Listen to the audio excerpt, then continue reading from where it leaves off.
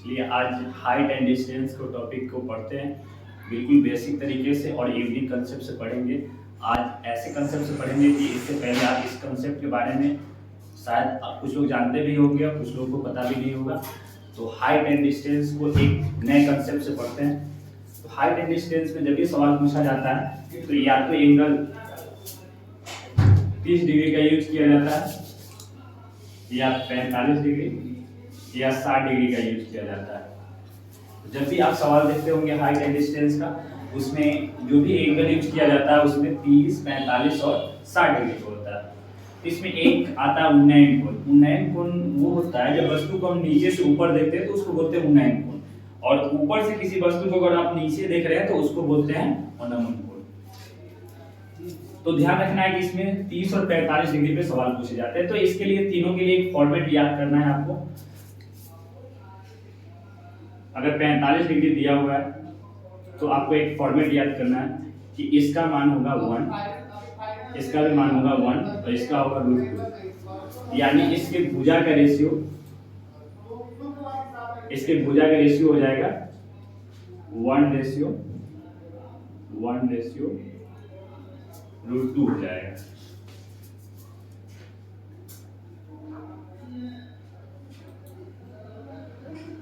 अगर आपसे इसमें एंगल 30 डिग्री दिया हो, यानी 30 डिग्री के एंगल का यूज करके अगर कोई सवाल दिया हो तो इसमें भुजा का रेशियो होता है 1, ये होता है √3 और ये वाला मान होता है 2। तो इसमें भुजा का रेशियो हो जाता है 1, √3 और ये 2।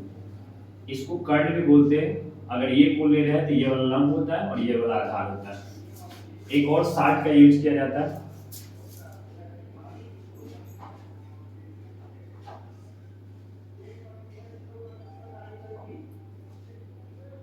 अगर 60 डिग्री दिया हुआ है तो इस भुजा का रेशियो होता है √3, ये होता है 1 और ये होता है 2। तो इसका रेशियो हो जाएगा √3, 1 और 2।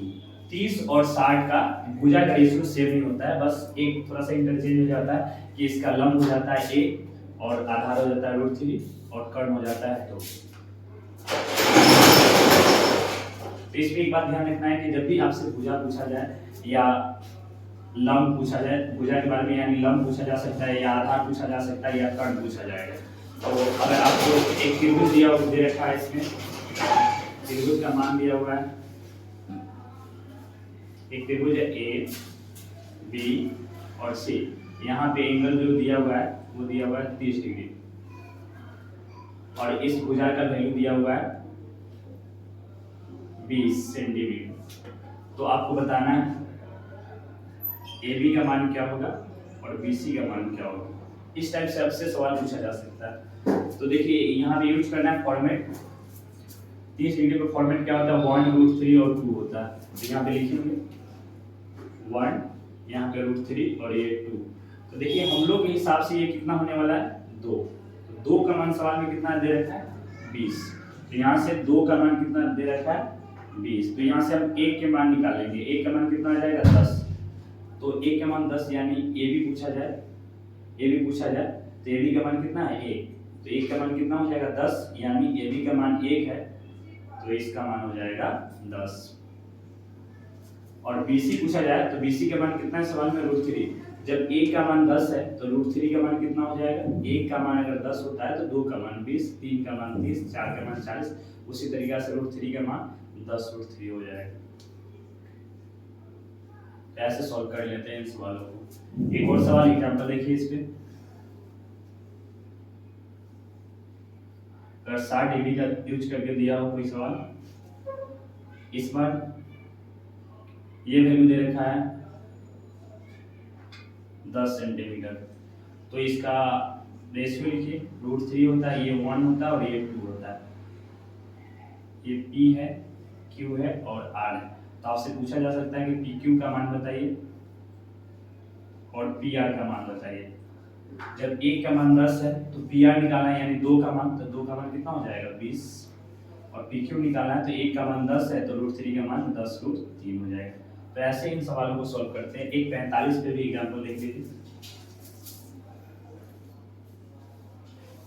45 डिग्री दे रखा है,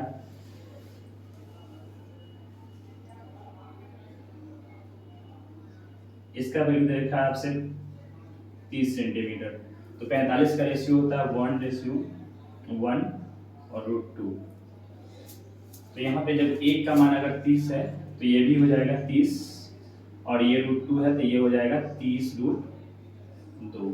तो इस तरीका से इन सभी सवालों का मान निकालते हैं, और इसी कंसेप्ट को हम हाइट एंड डिस्टेंस में यूज करेंगे। तो इसमें सबसे ज़्यादा जो मेन रोल निभाता है वो इसका होता है ट्रायंगल का। जैसे 60 का मान है तो आपको ये रेशियो याद रखना है कि √3 होता है यहाँ सामने वाले में, यहाँ पे 1 होता है और यहाँ पे 2 होता है।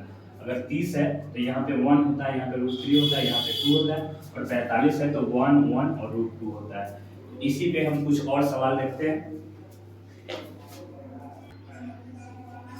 इसी सवाल में जब हाइट एंड डिस्टेंस का सवाल बनाते हैं तो उसमें किसी में 60 और 45 एंगल का यूज होता है, तो किसी में 45 और 30 का भी यूज होता है, और किसी में 60 और 30 का भी यूज होता है। तो अगर ऐसा कंडीशन अगर आपको आता है तो सबसे पहले छोटे त्रिभुज के देखिए। छोटे त्रिभुज में कितना है 60 डिग्री का यूज हो रहा है। तो अगर 60 होता है तो उसका फॉर्मेट कितना होता है √3 1 और 2। तो यहाँ पर रखेंगे √3, यहाँ पे 1 और यहाँ पे 2 हो जाएगा। अगर इन दोनों का यूज किया जाए 60 और 45 होता है तो 45 में क्या होता है दोनों का रेशियो समान होता है। दोनों का रेशियो समान होने का मतलब है कि ये जितना भुजा होगा उतना ही भुजा इसका भी होगा।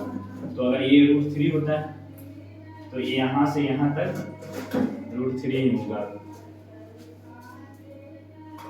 ये अगर 60 है तो इसमें √3 ये है, ये 1 है और ये 2 है। 45 लेने पर ये भुजा और ये भुजा दोनों समान होता है, तो ये भी √3 तो ये भी √3 होगा। अगर आप 30 का यूज करते हैं तो इसका रेशियो होता है 30 का 1 और यहाँ वाला इसका √3 गुना होता है। तो अगर ये √3 है तो ये जो 30 है यहाँ वाला इसका √3 गुना होगा, यानी √3 का √3 गुना यानी 3 हो जाएगा। तो उम्मीद करते हैं कि आपको ये कॉन्सेप्ट समझ में आया होगा, और जब भी यूज करेंगे तो या तो सवाल जब भी एग्जाम में सवाल आता है तो या तो 60-45 का यूज होता है, या 45-30 का, या 60-30 का। तो इसी पे हम एग्जाम्पल एक देखते हैं।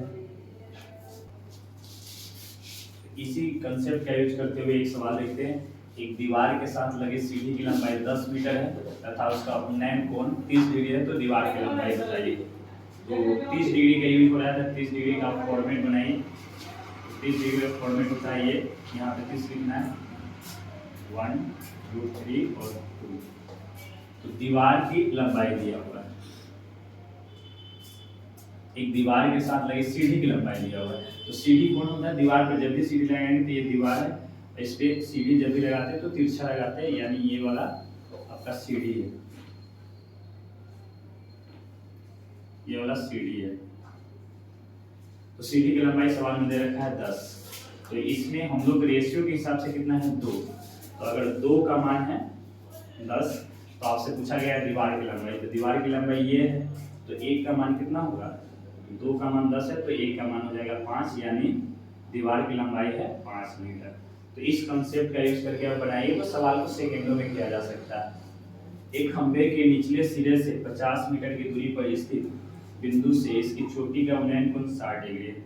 तो आप 60 डिग्री का फॉर्मेट बनाइए।